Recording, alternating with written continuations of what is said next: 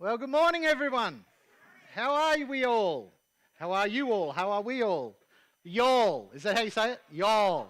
I found out today that I'm like a Texan. Um, yeah, I'm south of the border. Got a funny accent, do these crazy things. Something that John shared with me through the week made me laugh. But I did have to find out what he meant by being a Texan. I didn't quite get it, really. So, yeah, it's all good. Okay, so we're going to look at our series on travel tips in a moment. But before we do, I just want to encourage you around two things, just quickly to piggyback on the back of what Michelle was sharing for promotions. Coming up on the 10th of April is our Class 101. Basically, what that is part of our pathway to help you get connected to New Hope Church. If you are somewhat new to New Hope, or you've been here for a little while, but you haven't sort of connected on that pathway, then this is a great class for you. Please, we would encourage you to sign up. You can do that on your Let's Connect card today, or you can call the office and speak to Jamie. She will sort you out for that. So the 10th of April, and we would love to have you there. Also, thank you to everyone through the week that signed up for Startline. We're getting a great number of people wanting to take that. Startline it's sort of like the introductory course to our pathway. It's a Bible basics. It gives you an idea of what have I done? I mean, if you make a commitment to faith, it's a big thing. And we want to help you unpack what that is. So we're going to talk a little bit about this idea of salvation. It's a technical word that they use to describe when you put your trust in Jesus. We're going to unpack that. We're going to look at what theology is. And break it down simply, theology is the study of God. Theo, God, logos, study or word. And then we're going to look at what it means to be part of the church. And then finally, we're going to connect all that so that we're on our pathway. So again, your Let's Connect card's a great way to sign up for that. Still plenty of room. We would love to have you there. Again, through the week, contact Jamie and she will sign you up. Okay, let's get to it. Last week, we started a new series on our road to Easter. Another 2 weeks till Easter. And we started with the message on communication, this idea of a travel tip. So first travel tip was communication. And we talked about Adam and Eve. And we talked about how in Genesis, in the garden, there was a bit of a breakdown in communication. Things went a bit awry. And I saw a post or two through the week. People obviously resonated with the idea that I blamed Adam. And you can guess which gender was posting. It wasn't the men. They weren't saying anything about it. But it was, we'll leave that there. We won't go any further with that. And then we used Jesus as a perfect example of communication. And we particularly focused on John chapter 17 and how in John chapter 17, Jesus prays for not only himself, but he prays for his disciples, those that were with him in that first century context. And then he goes on to pray for everyone else. And when he says everyone else, guess who that means? That means you and I and the people that will follow us. He's constantly praying. He's constantly communicating with God on our behalf, praying for us. And we did this because we wanted to answer the question, why Easter? And we basically drew one conclusion, and I think it's the best conclusion we can draw, and that is Easter is about restoration. Jesus came to restore the relationship that fell apart in the garden between Adam and Eve and God. Jesus came to reconnect us, to restore us to a place where we could have that relationship with God. So we're going to now go on to our second travel tip, and we're going to use the lives of 3 individuals that Jesus encounters on his journey. And remember, we talked about last week that this idea of travel is we're walking with Jesus towards the cross. And so we're going to look at 3 people that Jesus encounters on his way to the cross. Our second travel tip is called Make an Impact. Make an impact. And this is what Jesus did. He made an impact in each one of these lives. And we're going to see that. So here's our first encounter. Our first encounter is with the Samaritan woman, and we're going to read from John chapter 4. And this is what it says. Jesus said to her, "Go, call your husband and come here." The woman answered him, "I have no husband," Jesus said to her. "You are right in saying, 'I have no husband.'" Now, remember last week we talked about communication. Here we have Jesus communicating with this lady, this Samaritan woman. And in fact, it's a great example of what we talked about last week, because we talked about how Jesus communicated widely and clearly. Here's an example of how he communicated widely. We have Jesus in first century, which was very male-dominated society. Here we have Jesus crossing gender lines and racial lines to speak to this lady, this Samaritan woman. So Jews did not speak to Samaritans. They did not like them. But Jesus, he was speaking with this lady. And he asks a very innocuous question. He doesn't ask a question. He makes a very innocuous statement. He says, "Go and get your husband." Now, her response, as we can see, is a little guarded, isn't it? It's sort of, I could imagine her sort of looking to the ground and going, "I have no husband." She wouldn't even look him in the eye, I think. We could safely read that into the story, no problem at all. We know that in verse 18, a little later, Jesus actually, as the story unfolds, we find out that this woman, no, she didn't have a husband. She'd actually had 5 husbands, and she was living with someone else at that time. Now, I don't know about you, but when I read that, I think, for sure, this woman starts reflecting on her past. She starts thinking, wow, okay, something's not right.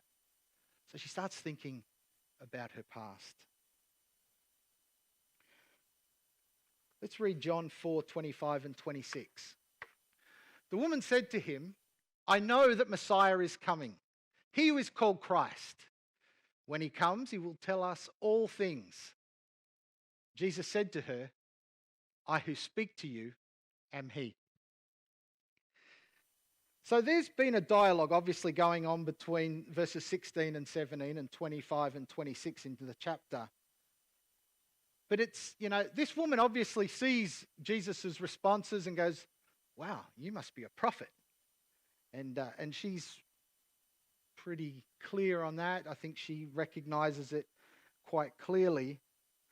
And then Jesus, in another form of good communication, he says very clearly, "I am he." You know what I find interesting about that? If you go through the Gospels and look at how many times the religious people asked him, "Are you the Messiah?" he didn't actually answer them. He just deflected. He just let it slide.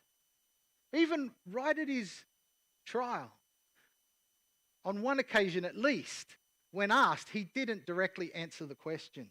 But here we have Jesus with this woman, this Samaritan woman, who in their society, in Jewish custom and culture, wouldn't engage with a Samaritan, and in a male-dominated society wouldn't speak to a woman, particularly on his own. I mean, we know that as we're reading that story, the disciples come back and they're actually shocked that they find him sitting at this well, engaging, communicating with this woman. So Jesus sat with her, he talked with her, and he revealed himself to her, even despite her past. You're wondering why there's a glass on up here. It's not for me to drink. I've got water down there, but I've got this glass. I want to tell you a story. There was this psychology professor teaching a class. She was teaching a room full of students on wellness, on dealing with stress or stress management. And so she's holding the glass up to the class. And the class are probably thinking, well, she's going to ask the time-old question, is the glass half full or is the glass half empty? But she doesn't ask that question. Actually, what she does is she goes, And she asked this question: how much does this glass weigh? And you see all the heads sort of going, then you hear little murmurs of people thinking the cogs are turning, the smoke's coming out of the ears. They're starting thinking. And then all of a sudden they start firing out answers. Oh, it's about 8 ounces. And some of the answers were even up to, it could be a pound or 2 or whatever.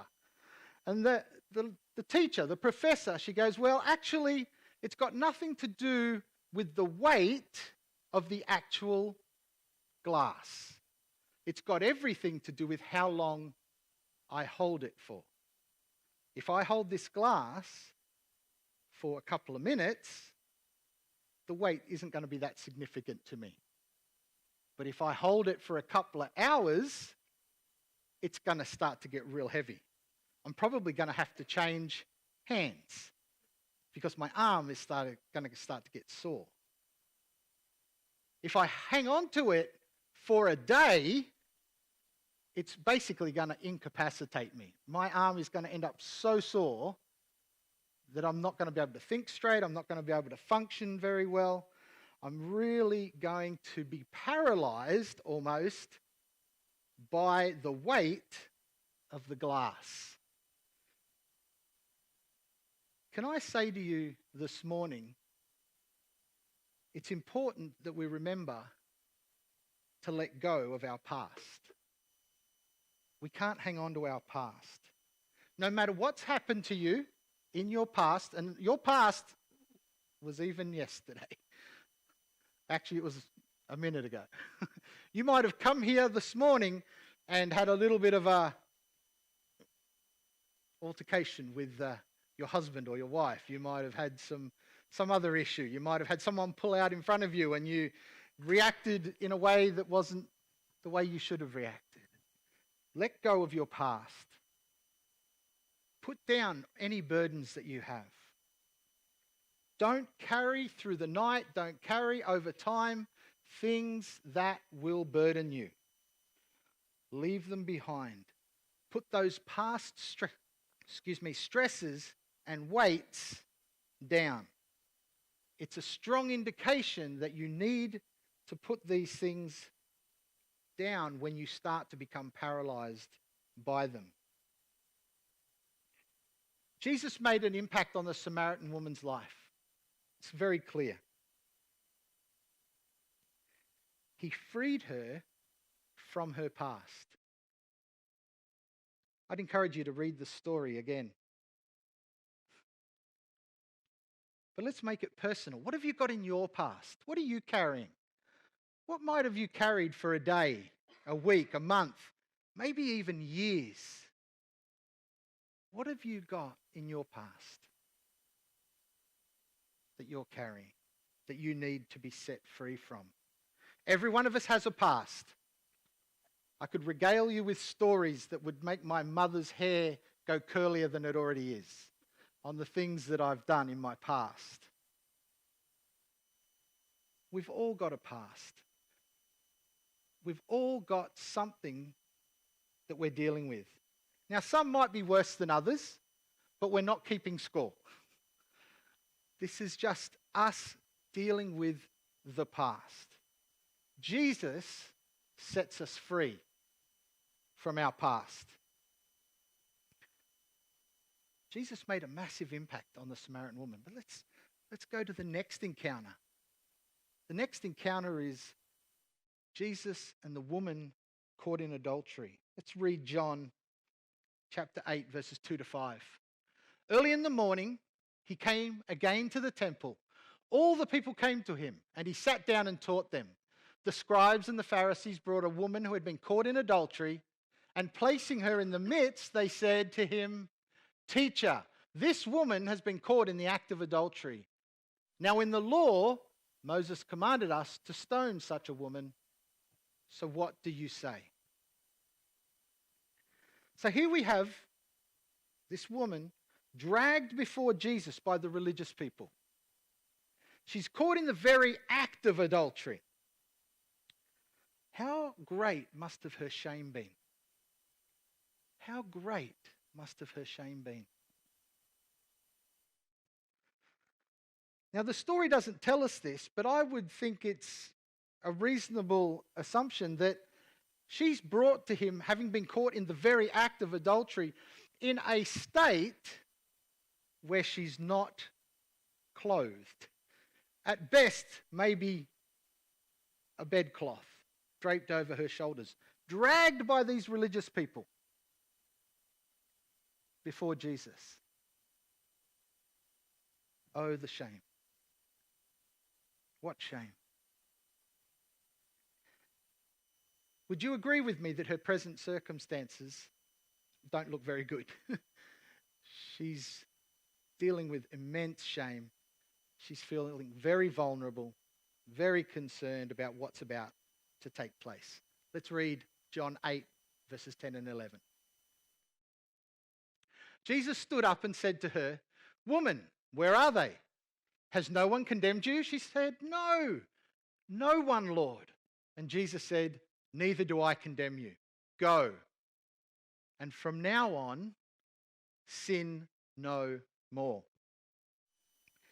So she goes from being accused by the religious people and condemned and experiencing great shame to being accepted by Christ, to be accepted by Jesus. Now, I want to clarify, Jesus makes it very clear at the end of that verse, he doesn't accept her acts. He doesn't accept her sin, but he accepts her. He loves her.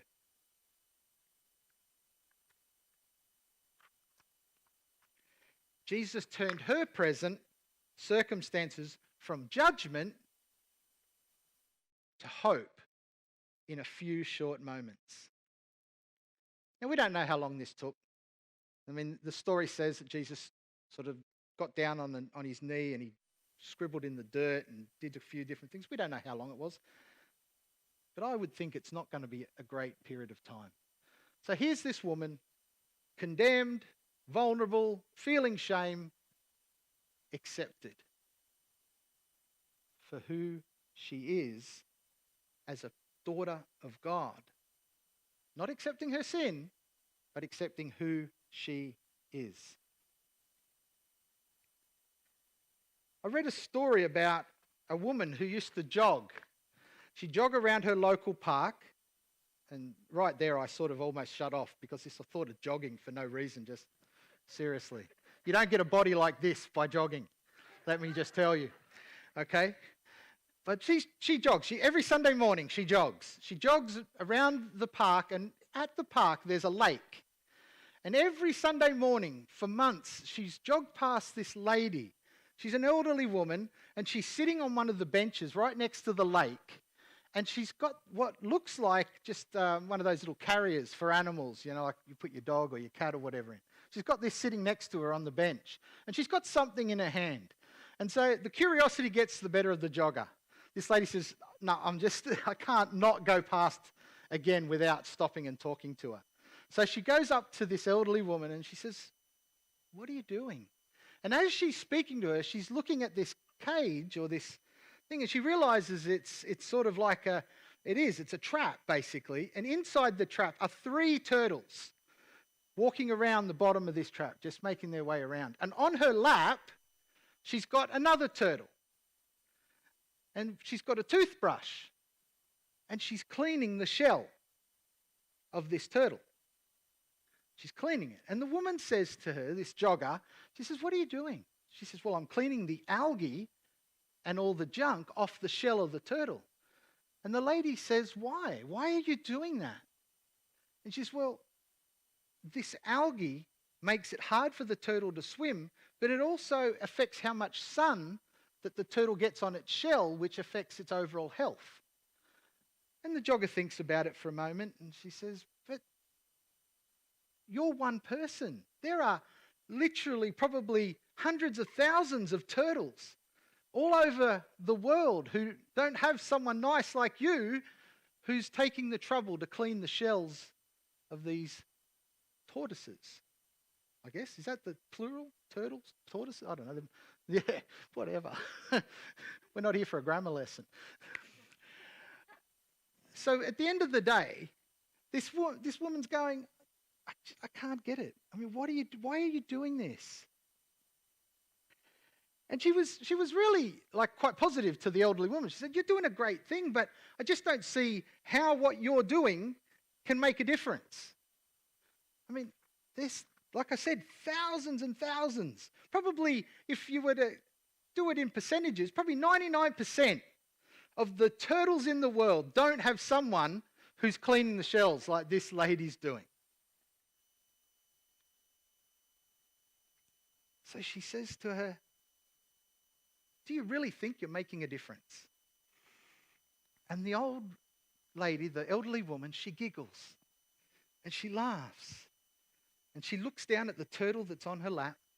She scrubs off the last bit of algae off the shell.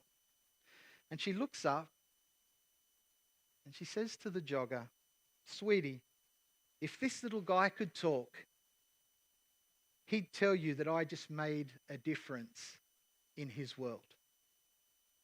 Now, we can change the world. Each and every one. Do you believe that you can change the world? Do you believe it? We can. It may not be on a grandiose scale, though. It might not be a huge impact across the globe or even on a national scale, but you can make a difference in one person's life. Just one person, by just being kind, by accepting them, by making a difference, by making an impact in one person's life. Now, we know that this lady was missing the mark. We talked about that last week, actually. We used that definition of sin, missing the mark. And she was. She was caught in the act of adultery. She was missing the mark. But Jesus loved her unconditionally. And he challenged her to change. What are you struggling with right now? What's something that you're finding very, very difficult? Can I tell you that Jesus wants to make an impact in your life this morning, right now? He wants to make a difference for you.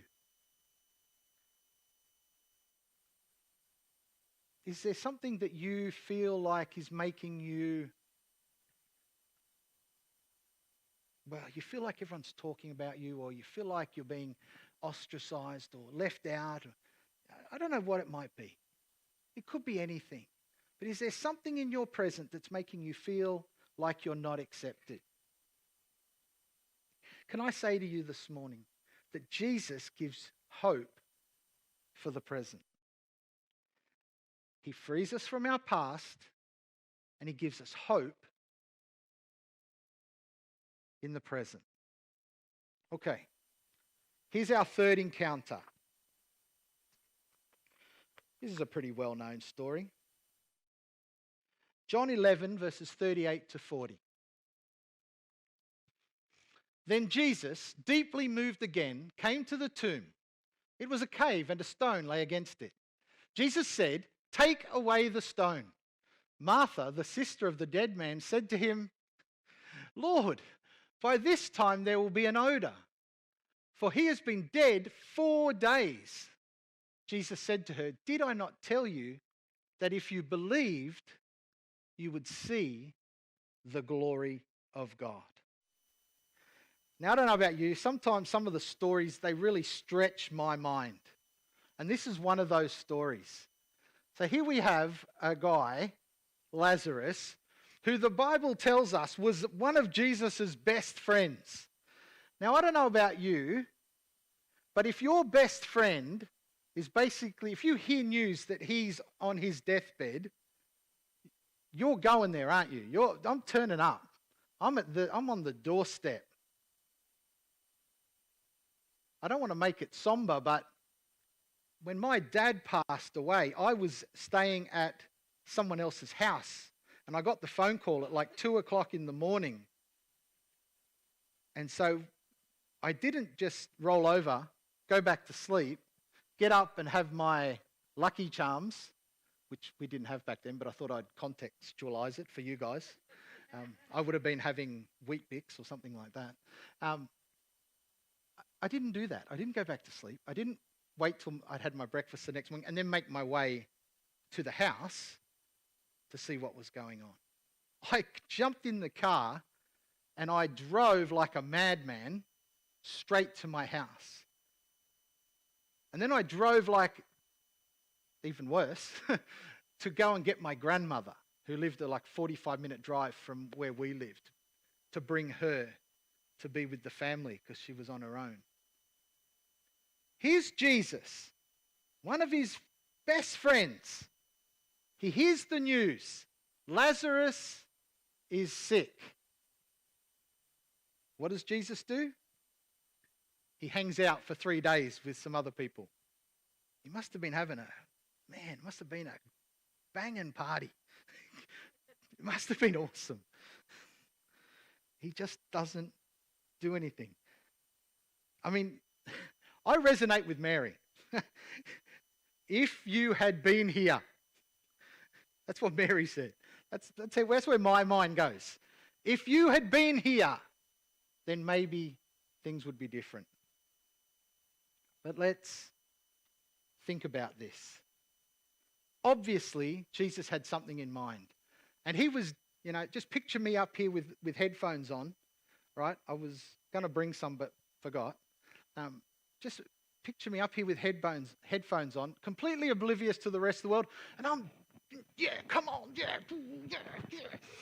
come on. I'm dancing to a different beat. You guys can't hear what I'm listening to, but I'm dancing to this beat. I'm fully into it. I'm going for it. And you're looking at me going, that guy is nuts. He's crazy. Jesus was dancing to a different beat. Now, the other side of this story that really amazes me is, okay, he turns up late. All right, okay, Jesus, we'll forgive you. You turned up late, but you're here now. We're glad of that. We're really excited that you're here. But then what does he go and do? Here's this body. Lazarus has died. He's been put in this tomb. He's been in there for 3 days. Jesus says, okay, move the stone. What? Move the stone? Do you realize that this guy is going to stink? I mean, I love the way the King James says it. King James says, he stinketh. Don't you love that? Sometimes the King Jimmy, or King James version, depends how you want to say it, it just sometimes says it better than you can say it any other way. He stinketh. Now let's be honest. For poor old Lazarus, things aren't looking good, are they, at the moment? They're looking a bit weird. They're looking his future's looking pretty bleak.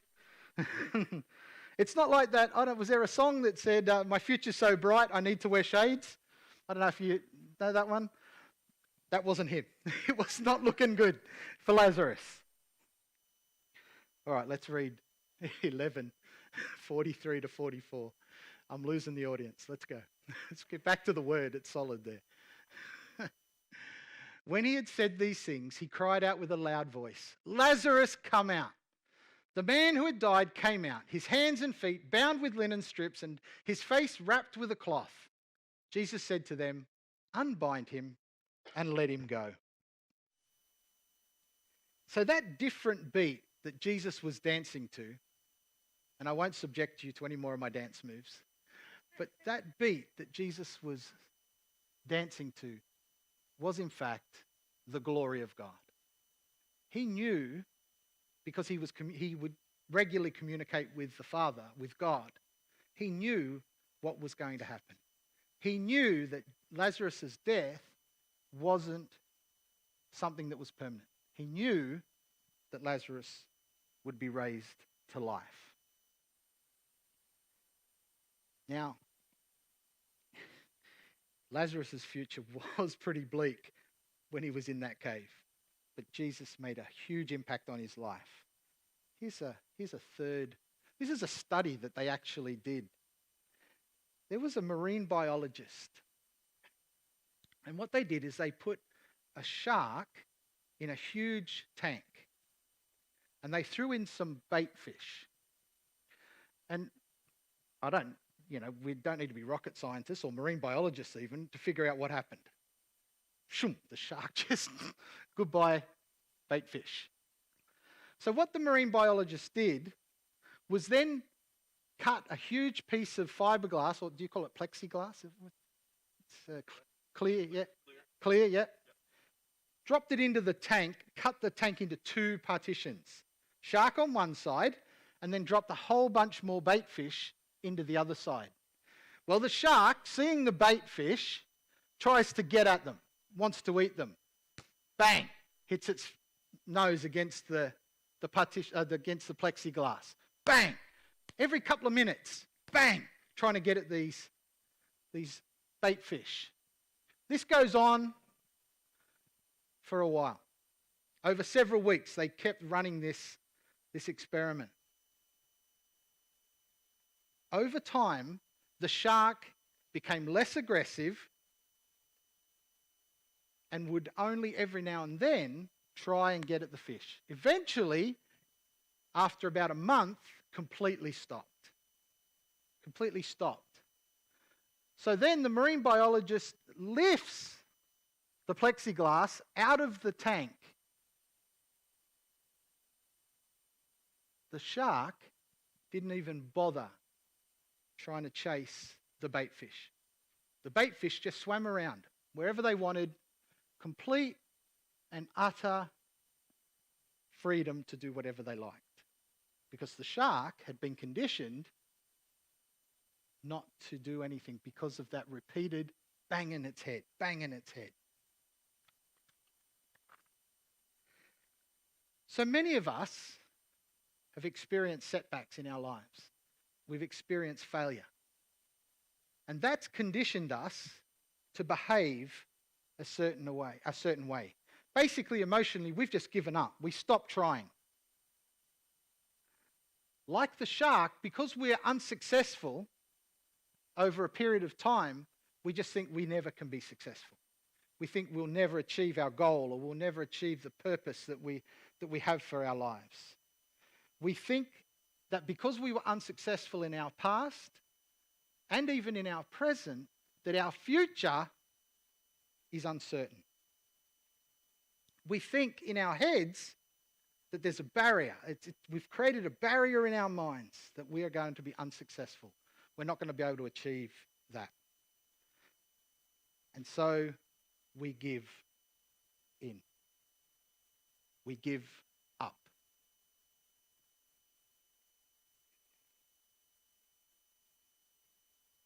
So the question is, do you feel like that sometimes? Do you feel like you have no future? Do you feel like, well, I've tried and I've tried, I've been banging my head against the same wall for years, and I just don't seem to get anywhere? I mean, for some of you, joining us on our live stream and on demand, here in the room, we just basically, we might even be entertaining these thoughts. Hey, I'm just better off dead. Nobody cares. Everything I try fails. What's the point?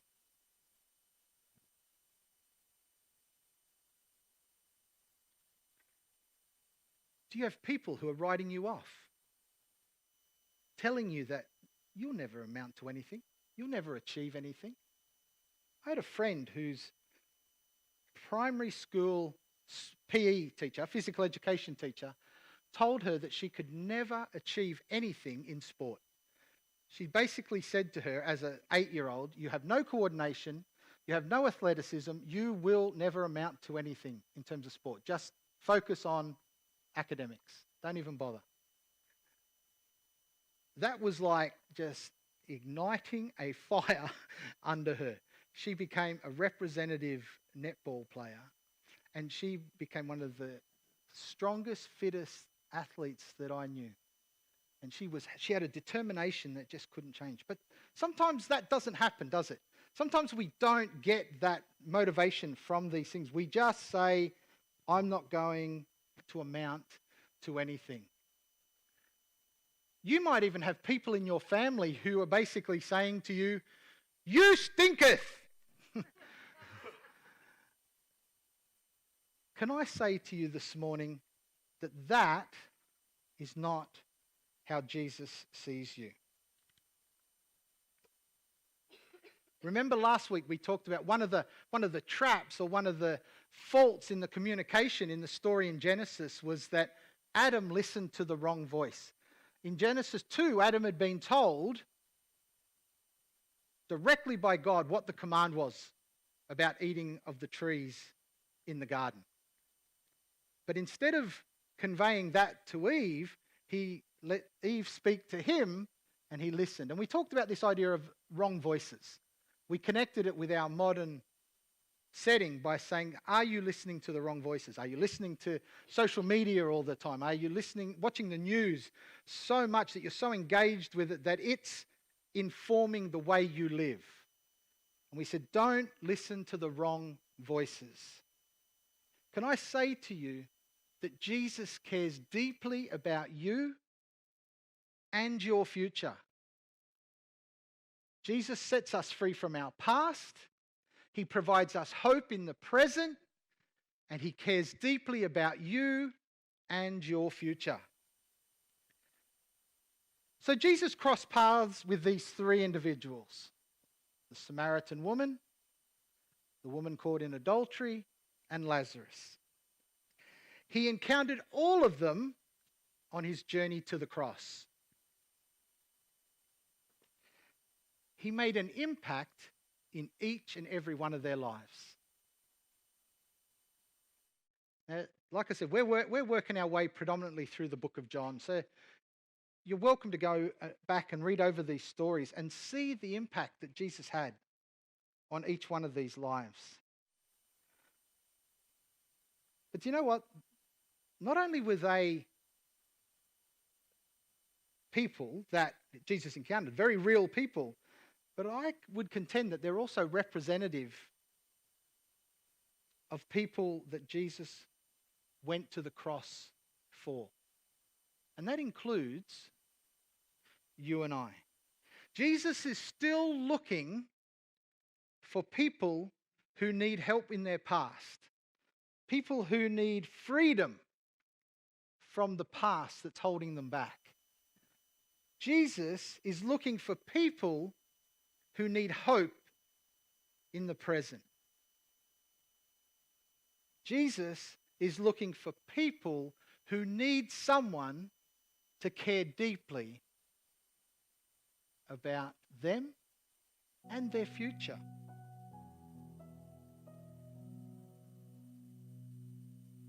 Jesus went to the cross for them too. And that means us. Right here, right now, whether you're on our live stream on demand, whether you're here with us in the auditorium, he went to the cross for you. He went to the cross so that you could have freedom from your past, that you could deal with your present circumstances, and that you would have the knowledge that there is someone who cares for you and cares deeply for your future. Now, there's a bit of a kicker to this, because, yeah, Jesus does all those things, and he continues to do them. We know that. But there's something else that we need to know this morning. He is asking us to do the same thing.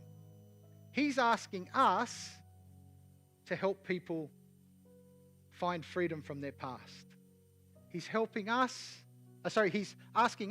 to help people find hope in their present circumstance. He's asking us to care deeply for one another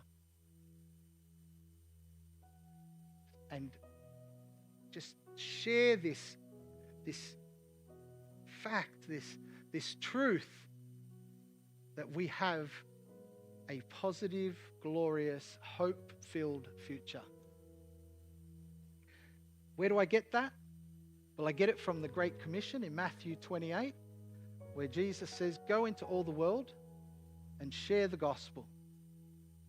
And he does it across the board. He says, Judea, Samaria, ends of the world. Jerusalem, Judea, Samaria, and the ends of the world. Any missiologist will tell you that that's basically covering the globe. You start in your own household, you go to your neighbour, you go to your town, you go to your state, you go to your nation, you go to the world. That's basically what that phrase is saying. But he also says in Corinthians that we have been, if we have faith in Christ, if we call ourselves Christian, he says, you have been reconciled to Christ. That's what Jesus did. He reconciled us to himself. He brought us back into that right standing with God through himself. And he's asking us to do the same, because it says in Corinthians that it's very clear, you and I are given the ministry of reconciliation. We have a message that can set people free from their past, that can bring hope to their present, and can share the wondrous news of a future that is purposeful and full with the love that God provides. All right. I'm going to speak straight to the camera. Do you need him today? You guys, do you need him today? Are there things in your past, your present, or a lack of future purpose where you need him today?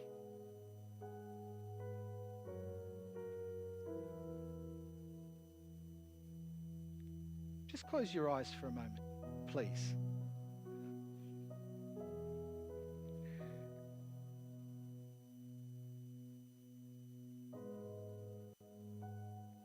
God wants us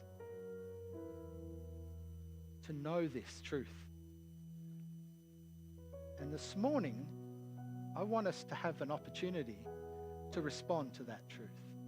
Now, if you're joining us through the live stream and on demand later, then I'd encourage you to click on the link on your Let's Connect card. When I unpack this a little further, I'll tell you what we're doing. I want you to fill out your Let's Connect card and submit it to us. If you're here with us in person this morning, what are you going to do with this message? Jesus is saying, come to me. Jesus is telling us this is why Easter is. This is the answer to the question. Jesus is restoring us to a relationship with God. If you haven't got that settled today, with everybody's eyes closed, so it's very private, very personal, I'm the only one with my eyes open, I would encourage you just to slip your hand up in the air and say, I want to connect with God through the person of Jesus this morning. I want to say, I would like to deal with my past, be able to reconcile my present, and have a hope for the future. If that's you, just slide your hand up. We're not going to ask you to come out the front. We're not going to do anything. Thank you. Thank you. Thank you.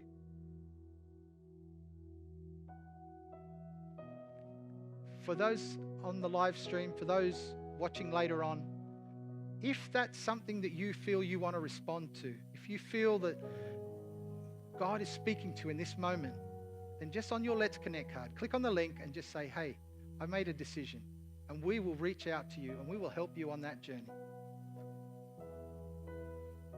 Let me just pray for us. Father, thank you.